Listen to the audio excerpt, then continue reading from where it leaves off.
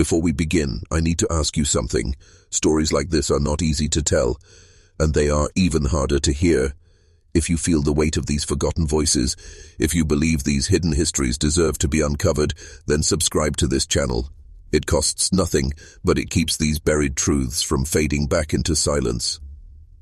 They say some graves were never meant to be dug up, that certain family secrets rot better in the dark, sealed in silence, so their stench cannot escape into the living world. But what if I told you there was once a girl who carried the child of her own father, a girl who became both daughter and mother, sister and child, trapped in the most impossible tangle of bloodlines? This isn't a tale you'll find in history books. It is not written in polished ink, but in the whispers of neighbors, in the shameful records buried deep in courthouses, and in the twisted branches of a family tree that should never have been allowed to grow. Tonight, we open that archive, and once you hear what lies inside, you will never see the idea of family the same way again. The story begins in a forgotten corner of America, a town so small, so isolated, that bloodlines circled back on themselves, looping tighter with every generation. Poverty was the soil, ignorance was the sun, silence was the water.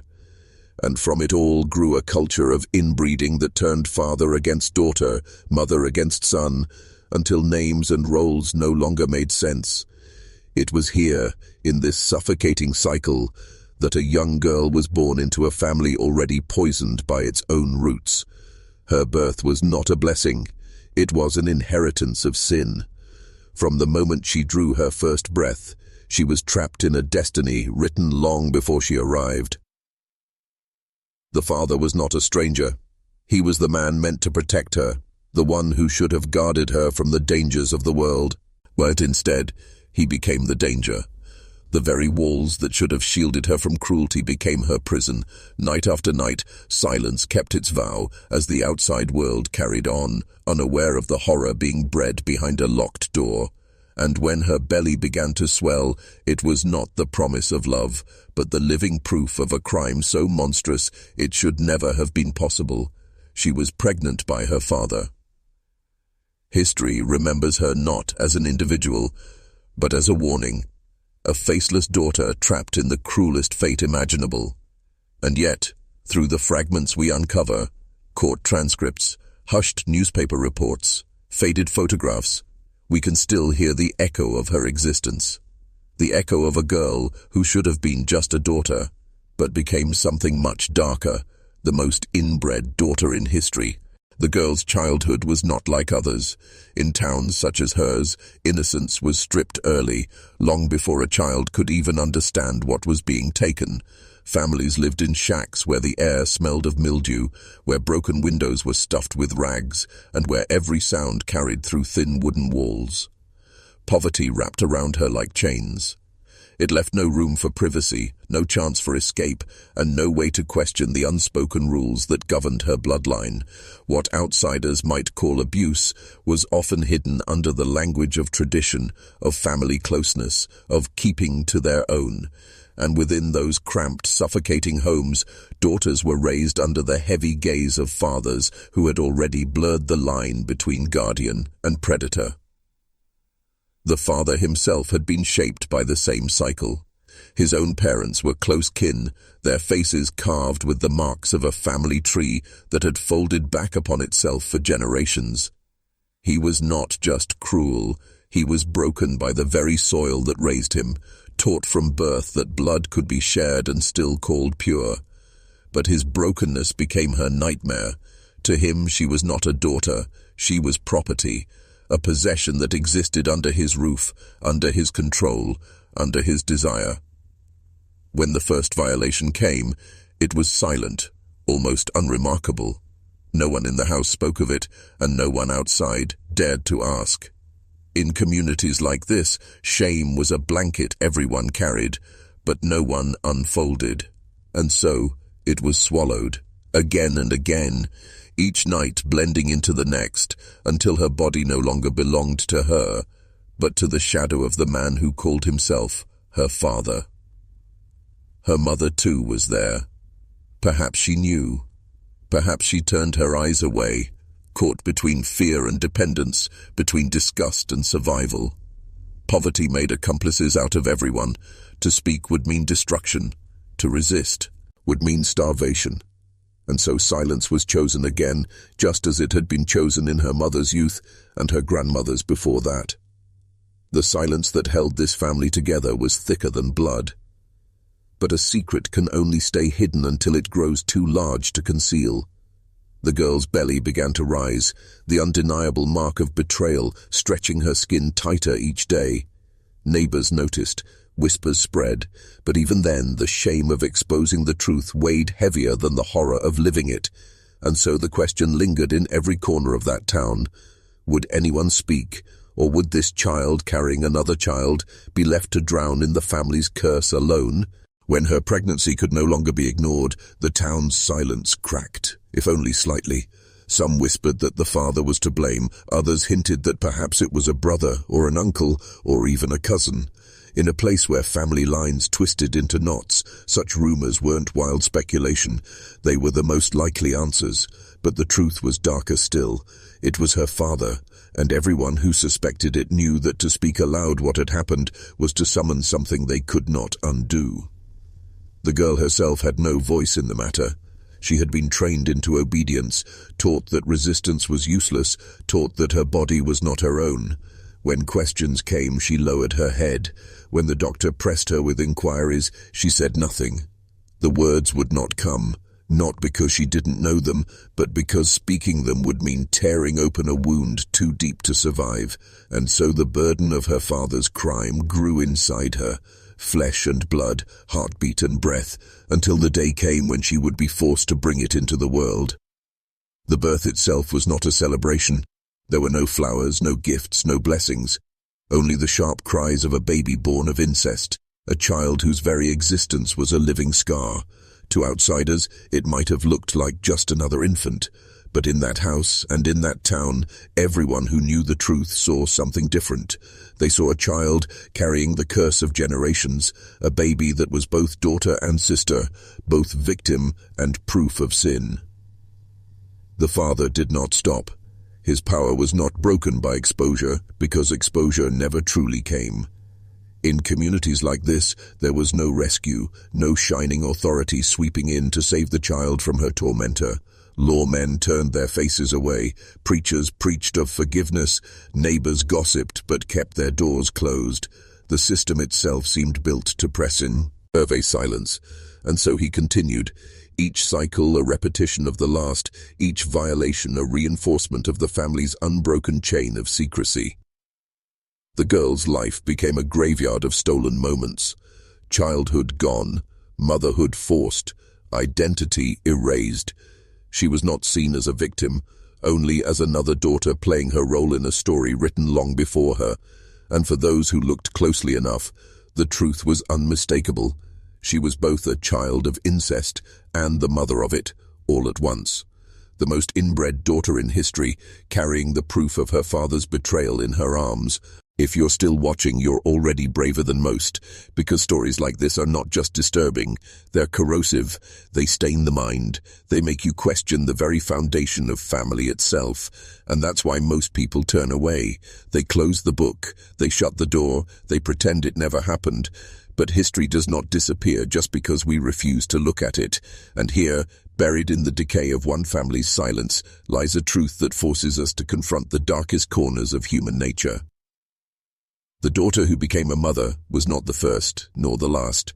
Across forgotten pockets of America, hidden away in mountains, hollows, and valleys, families like hers lived cut off from the outside world.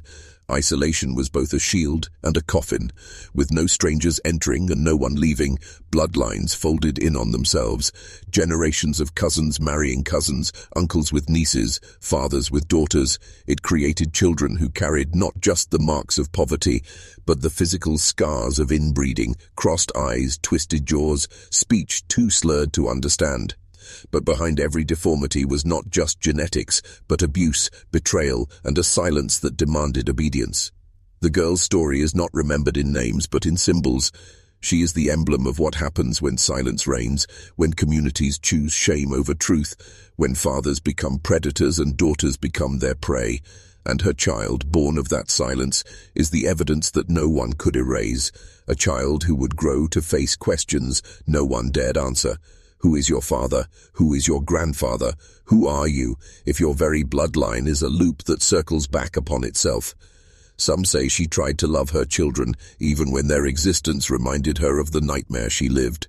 Others say she grew cold, detached, unable to nurture, because nurturing meant acknowledging what had been done to her.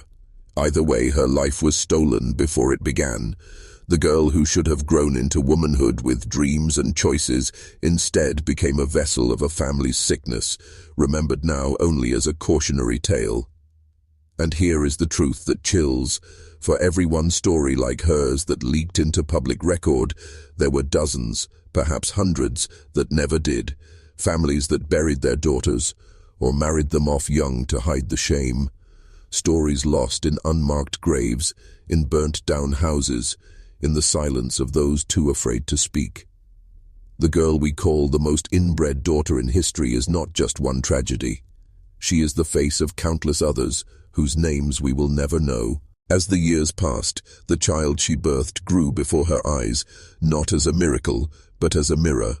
Every glance carried the shadow of her father's face, a haunting reminder that the man who destroyed her also lived on in the body of her son or her brother. This duality was unbearable. Was she raising her child or raising the proof of her own violation? And in every crooked smile, every feature too familiar, she saw the chain of blood tightening again. Neighbors whispered louder now. Some pitied her, but more turned their pity into disgust. They whispered that she was cursed, that she was complicit, that perhaps she had even invited what happened to her. It was easier to blame the victim than to face the sickness in the roots of the community itself. And so, she was isolated further. A ghost in her own home, walking through life as though she were already buried. Her father, meanwhile, walked freely, his sins hidden in plain sight. Men like him thrived in isolation, protected by the unwritten laws of silence and shame. He was a man who carried the mask of normalcy in daylight, but at night revealed the monster within. The world outside their town would never know his name, because no one dared record it, and yet his presence was carved into the faces of his descendants, living proof of the corruption he seeded into his own bloodline. The girl's body, once forced into motherhood, bore the scars of repeated pregnancies. For her, childbirth was not the natural rhythm of womanhood. It was a weapon used against her again and again. Each child carried another layer of shame, another genetic twist in a lineage already breaking under its own weight. The family tree was no longer a tree at all. It was a circle, drawn tighter with every generation, strangling those trapped inside it.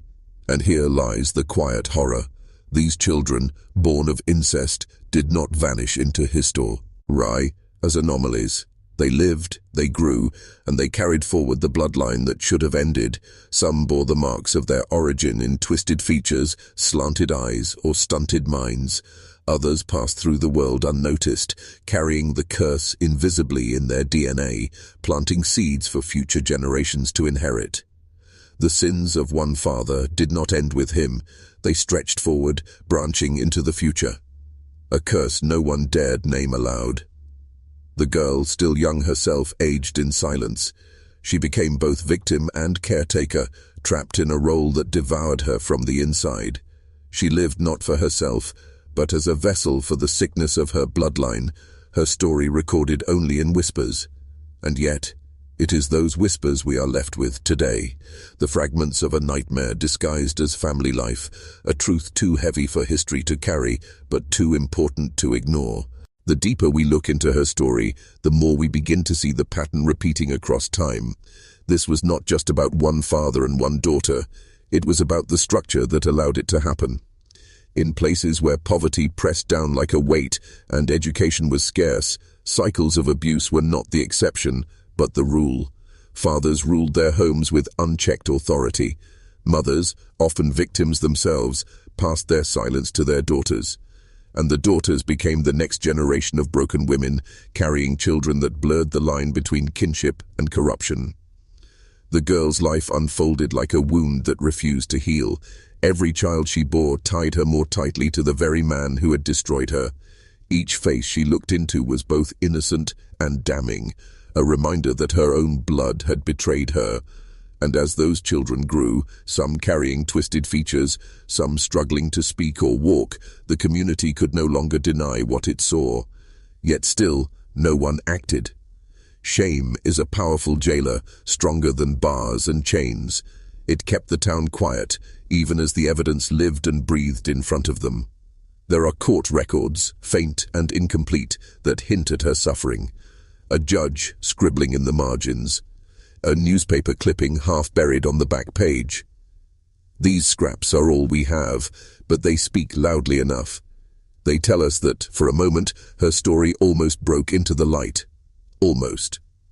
But just as quickly, it was buried again, smothered by time, by community silence, by a history that preferred to forget. She lived her entire existence in a paradox, both invisible and unforgettable.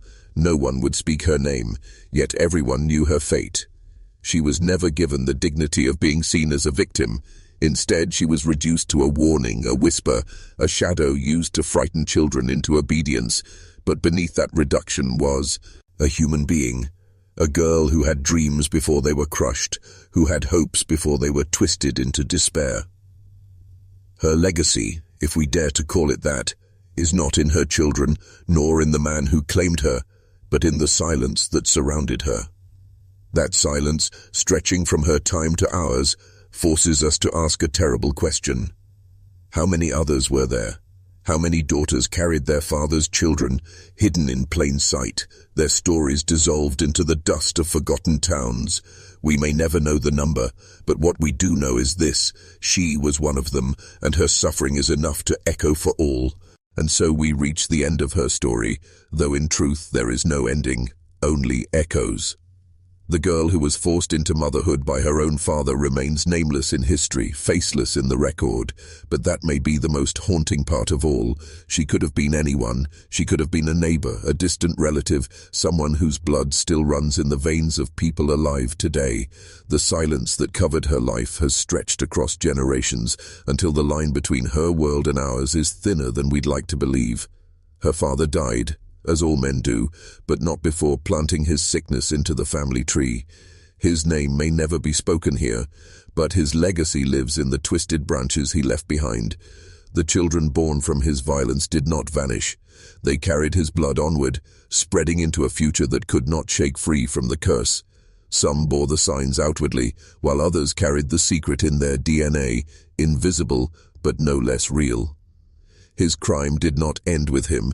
It seeped forward, contaminating the innocent, long after his body returned to the earth. The daughter he left behind never escaped. Whether she died young or old, her life was marked by the same chain that had bound her since birth: poverty, silence, and the weight of an inheritance she never asked for. She was not given justice. She was not given freedom. And yet, by uncovering her story, even in fragments, we give her what her own time never did: a voice, a witness, a place in history, however grim. And perhaps that is the lesson hidden in this darkness. Family, the thing we are taught to trust above all else, can become the cruelest prison when secrecy and shame take root. The girl we call the most inbred daughter in history is more than a grotesque headline.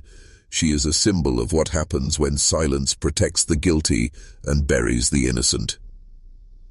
If you've listened this far, you've walked with her through shadows most people dare not enter. You've seen the walls of silence that trapped her, the betrayal that defined her, and the curse that lived on in her children. And maybe, just maybe, by remembering her, we prevent another daughter's voice from being lost in the same silence. Some graves were never meant to be dug up, but once opened, they force us to face the truth that history tried to hide. She was pregnant by her father. She was both child and mother, sister and daughter. And though time has tried to erase her, her story will not disappear, because once you hear it, you carry it with you. Forever.